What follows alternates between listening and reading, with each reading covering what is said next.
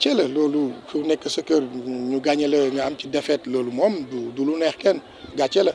te loolu lay wax gàcce bi nag dafa jéggi dayoo parce que xaarew ma ko woon fii ci moment bii nii parce que bu ñuy liggéey di préparer équipe bi préparer ñu ko pour ñëw am situation mel ni dañ ko préparer pour terminer en beauté à domicile parce que tey boo xoolee Stade de Mbour depuis 2026 ba léegi amuñu victoire ci terrain bi benn victoire la ñu am ci saison bi yëpp ci à domicile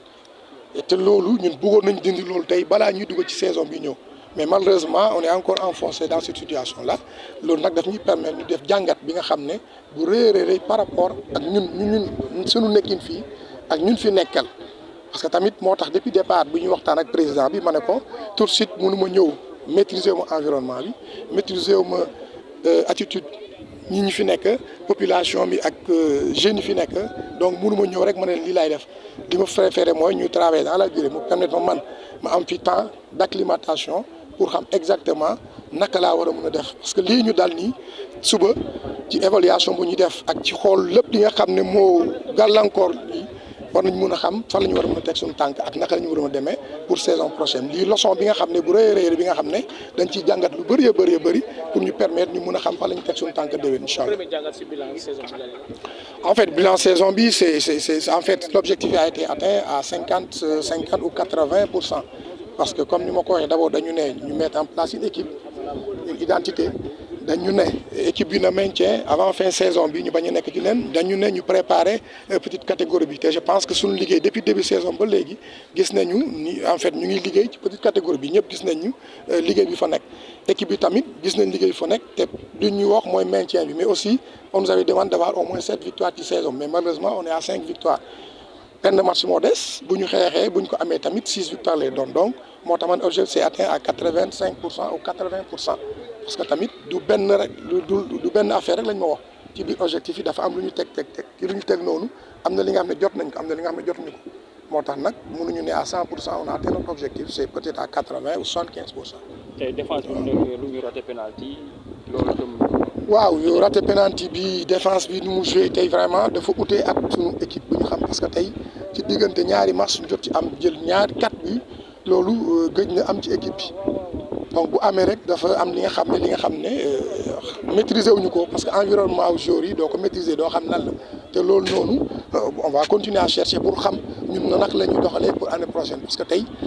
ay xale yi nga xam ne formé loo leen da nga leen fekk ñu formé leen ba pare nga ñëw di liggéey ak ñoom am na lu bëri nga xam daf lay rëcc parce que terrain ngeen di tase xamoo nu ñuy dundee seen kër xamoo nu ñu fay nekkee donc loolu noonu li nga xam ne maîtriser loo ko rek munoo ci wax lu bëri munoo ci xuus li nga mën a gis rek mooy li nga gis ci terrain bi nga évaluer ba pare nga jéem a ut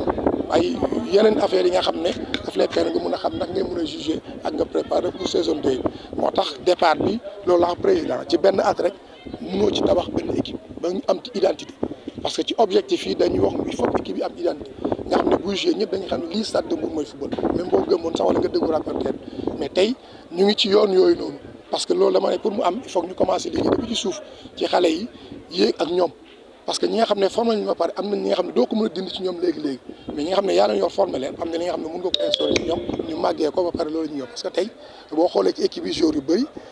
peut-être sax même nawetaan est-ce que gagné nañ trophée donc genre joueurs yooyu noonu dafay métti pour nga gëmloo leen ni da nga war a engagé da nga war a jouer war nga mun a gagné dara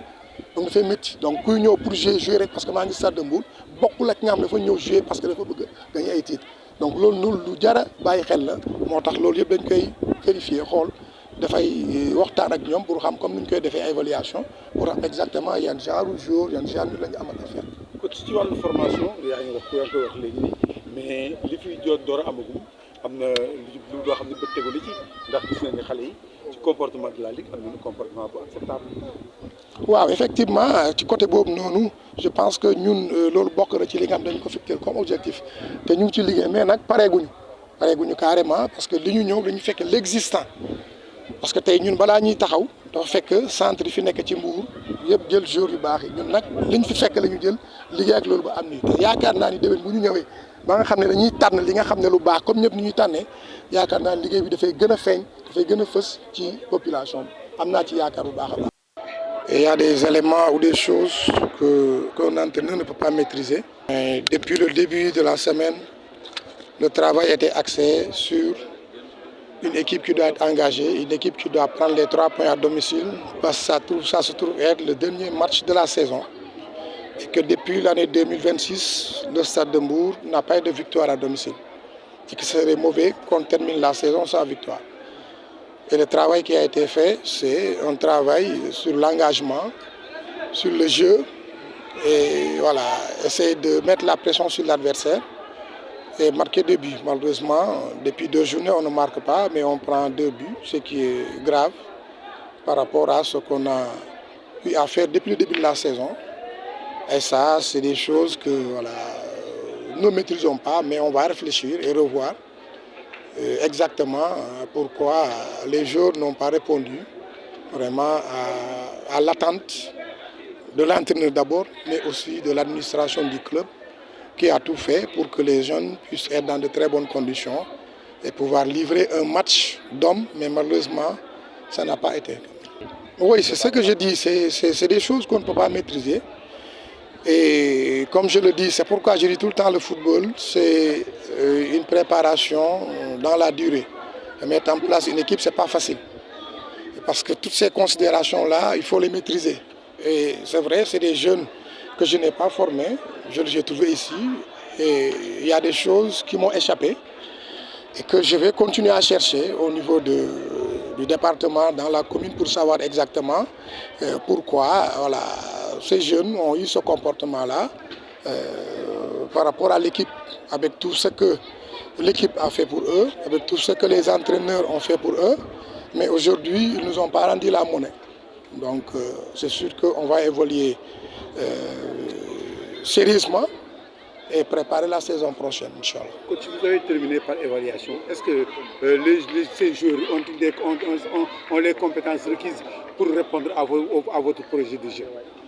Oui, je pense qu'ils ont les compétences, mais ce que je dis, c'est l'environnement qu'on ne peut pas maîtriser. Il y a un environnement que je dis comme ça, c'est des jeunes que nous ne nous avons pas formés. Nous avons passé 8 mois ou 6 mois ensemble, mais c'est sur le terrain seulement qu'on se voit. Et c'est difficile de pouvoir connaître la personne à fond. C'est pourquoi je dis qu'il y aura une évaluation exhaustive sur tous les plans, de savoir exactement voilà, sur quoi s'appuyer et sur quoi vraiment il faut mettre le doigt pour pouvoir avancer. Parce que comme moi je l'ai dit, mon objectif c'est pas de venir coacher au niveau d'Istanbul et sortir par la petite porte ou ne pas remporter quelque chose. Non, c'est pourquoi le contrat que nous avons signé c'est pour 3 ans, c'est pour nous permettre de maîtriser l'environnement. C'est pourquoi dès le début, quand je suis avec le président, je lui ai dit que tout de suite je ne peux pas vous garantir un résultat propice. Allons petit à petit. Le temps de pouvoir s'acclimater, parce que s'acclimater, c'est prendre tout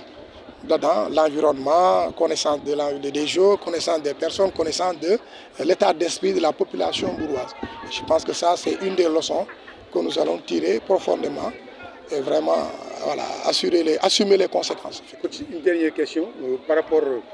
au début de formation, on a vu les jeunes s'exprimer très bien à travers la Coupe de la Ligue. Oui, effectivement, vous savez, même sur ce match-là, il y a au moins 6 ou 7 juniors qui ont pris part